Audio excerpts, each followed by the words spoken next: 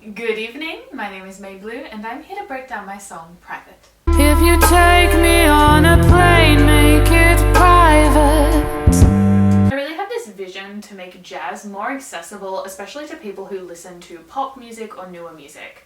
For me personally, I really love jazz. It really does something for my soul that pop music doesn't always do. And yet I still find myself hitting play on pop records more than jazz records simply because there's a sound of modern production that I just can't get away from. After searching the internet for years for what I was looking for, I finally came across this track from a producer in London. And when I stumbled upon this track, I was already going through Pinterest putting together this vision board for my music.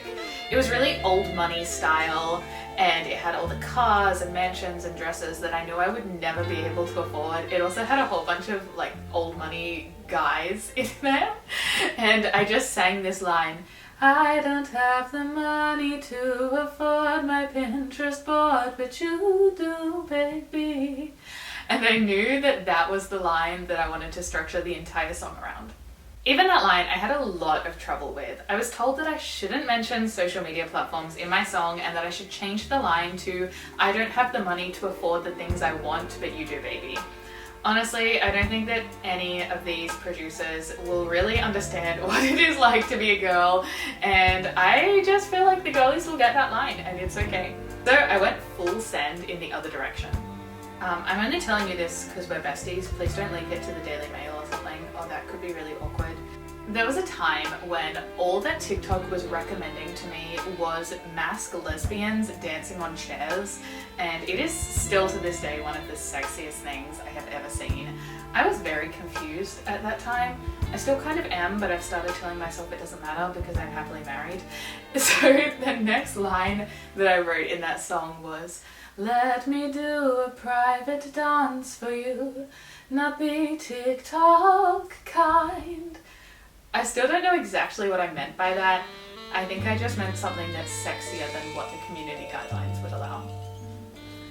Then I started thinking about traits of all of the rich guys that I know, and one of the really common traits that they all have is that they really don't like the type of girl who's only with them so that she can take photos and post them on Instagram.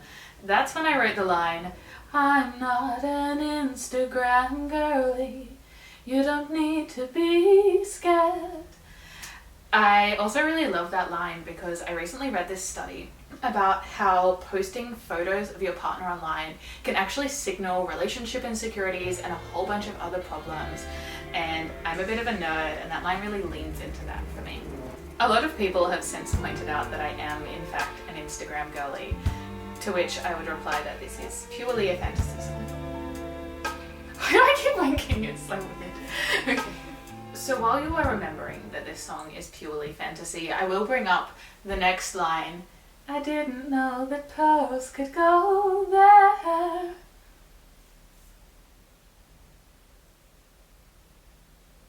So at this point the song was starting to feel really 50 Shades of Grey to me, and I vaguely remembered this scene. No matter how you scream and shout. So I was thinking, tonight might be more stimulating if you wore these. I would like to clarify that the most suspicious place that I have ever put pearls is my teeth. My great-grandma taught me this trick that you can rub pearls against the biting edge of your tooth.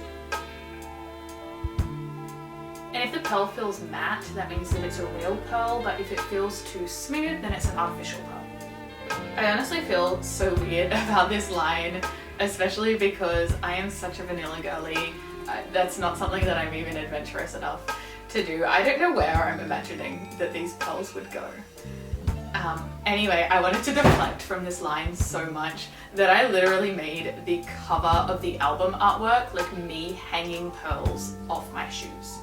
Because like that's where pearls go. So a producer heard that line and he said to me, "You think your lyrics are so sexy, but they're actually incredibly vanilla."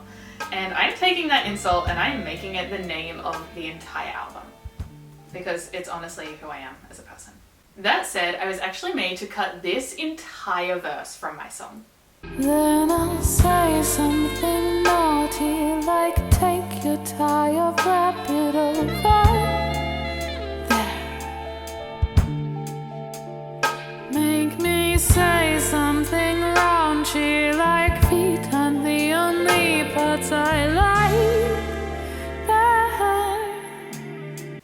bit of a reference to the fact that I get so many DMs every single day with guys asking for feet photos. One guy offered me a huge amount of money once, and I even asked my husband about it because he just wanted a photo of my feet, and my husband was like, no, I'm not comfortable with it. So I didn't, but gosh, that was a lot of money. But also, it was an inter-song reference. I have this other song that I'm working on. It's called Socks, and it's just a song about being happily married and just loving everyday stable life with someone. One of the lines in the chorus goes, "So boy, just take off your socks." I really love that line, and I love connecting songs in a clever way. It's probably only me that ever knows about it, but I do that a lot. So I guess now the foot fetish guys just get my cover art instead. That wasn't the only change I made to the song. Originally, the song had this intro. Oh, Sally, I can't go out tonight. I just want to stay home. Am I lonesome? Yeah. Sally, please. I'm alone. That old intro was giving context to the song, making it about a woman who has this secret rich boyfriend and she's lying to her best friend about it.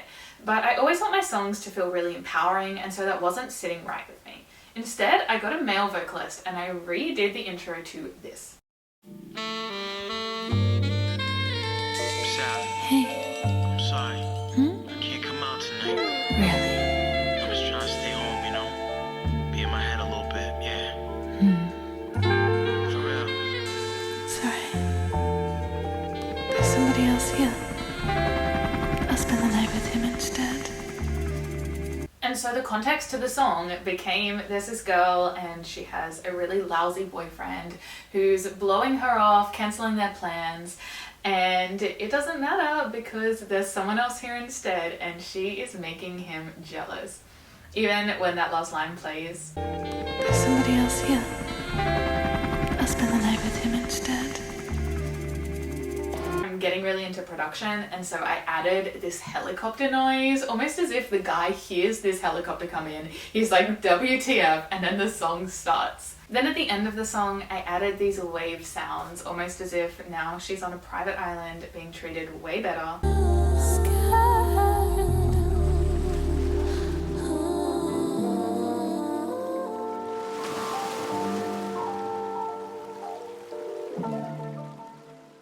Probably the only regret I have from this song is I promised myself that I would never use the word baby in any song.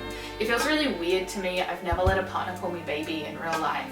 But now I really understand. There has that big A and E vowel sound that just sounds so good, and nothing else that goes there sounds the same. Everyone in the music industry is always saying that it matters so much more what it sounds like than what the words actually mean. I don't necessarily agree with that. I have a background as a lyricist, but in this song, it's a fantasy song. I just let it go, just once.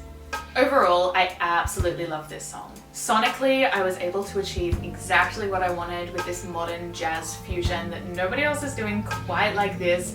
And lyrically, it was really nice for me to be able to step away from myself. I've written an entire album about myself, and this song was just imagining 50 Shades or some smutty novel. I really hope that this song gives you the same kind of escape that it has for me. Genuinely, thank you so much for watching me break down this song. I really hope that you love it as much as I do, and I am so excited to share the rest of this album with you soon.